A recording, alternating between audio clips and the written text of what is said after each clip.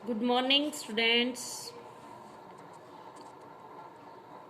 कक्षा 10th का हमने पाठ पढ़ा मानवीय करुणा की दिव्य चमक। इसके लेखक हैं सर्वेश्वर दयाल सक्सेना। मानवीय करुणा की दिव्य चमक सर्वेश्वर दयाल सक्सेना का लिखा हुआ है पाठ। इसमें यह एक संस्मरण है। इस संस्मरण में उन्होंने फादर कामिल बुल्के की चारित्रिक विशेषताओं पर प्रकाश डाला है। वे बेल्जियम में जन्मे थे लेकिन अपने आप को भारतीय कहते थे। उनका जन्म रेम्स चैम्पर में हुआ, जो कि गिरजाघरों, पादरियों, धर्मगुरुओं तथा संतों की भूमि कही जाती है। फादर बुल्के की मृत्यु एक जहरीले फोड़े के कारण हुई। उनके व्यक्तित्व के उदात्त गुणों का अत्यंत महत्वपूर्ण शैली में उल्लेख किया है। लेखक ने बताया है कि फादर बुल्के बेल्जियम से भारत आए और यहाँ के होकर रह गए। लेखक को उनके जीवन की शैली को देखकर लगा कि मानो वे यहाँ के पुरोहित बन गए।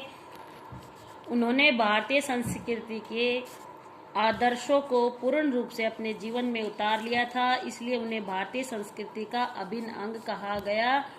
उनके हिंदी के प्रति अथाह प्रेम को देखकर, मतलब अत्यधिक प्रेम को देखकर, तो कहना पड़ेगा कि हिंदी भाषियों को अपनी मातृभाषा का प्रेम फादर बुल्के से सीखना चाहिए।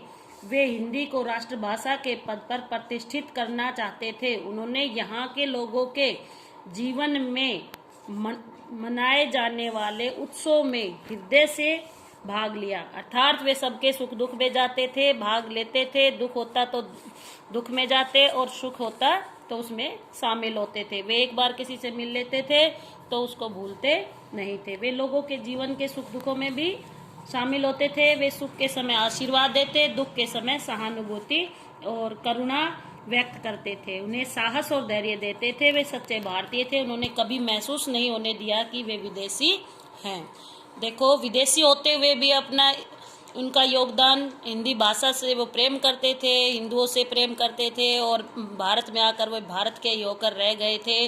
तो हमें तो शिक्षा मिलती ही है। साथ में उन्होंने कहीं भी किसी को ईसाई धर्म अपनाने के लिए नहीं कहा, अपितु उन्होंने बाइबिल का हिंदी में अनुवाद किया ताकि भारत के लोग बाइबिल को भली भांति समझ सकें।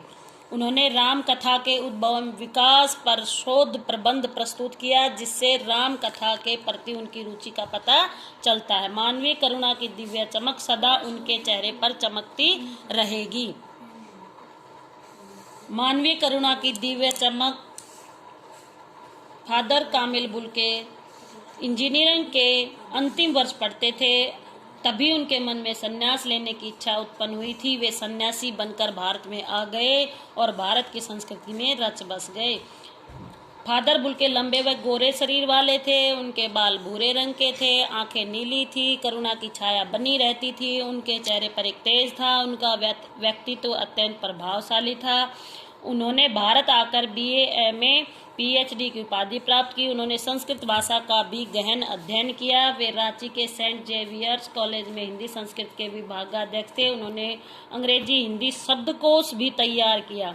उन्होंने बाइबिल का भी हिंदी में अनुवाद किया। अगर इसमें से क्वेश्चन आता है कि फादर कामिल बुल्के का चरित्र चित्रण बताएं, तो हम इसमें से जो भी हमें अच्छा लगता है फटाफट याद करेंगे और उन लाइनों को हम इसमें लिख देंगे, उन वाक्य को हम लिखेंगे। जैसे फादर बुल्के एकदम शांत स्वभाव के व्यक्ति थे। क्रोध तो मानो उन्हें छू भी नहीं गया था। उनकी वाणी ओजपूर्ण थी। उनका हृदय सदैव उदात्त मानवीय गुणों से परिपूर्ण रहता था। वे दूसरों के दुख को देखकर दुखी हो उठते थे, सुख में सबको आशीर्वाद देते थे। बार बार बताती हूँ मैं तुम्हें कि वे उदात्त हृदय वाले व्यक्ति थे, दुख सुख में शामिल होते थे। लगभग हर बार यही होता है कि मानवीय करुणा की दिव्य चमक में फादर कामिल बुल्के का चरित्र चित्रण ही लगभग आता है। फिर भी हमें इस पाठ से क्या शिक्षा मिलती है, इस पाठ का उद्देश्य क्या है, इस पाठ का मूल भाव क्या है, इस पाठ का प्रतिपाद क्या है, इसमें से कितने ही क्वेश्चन हम बना सकते हैं। ओके स्टूडेंट्स, और कल हम इनके आपसे क्वेश्चन पूछेंगे। आप इसको ध्यान से सुनिए और पढ़िए।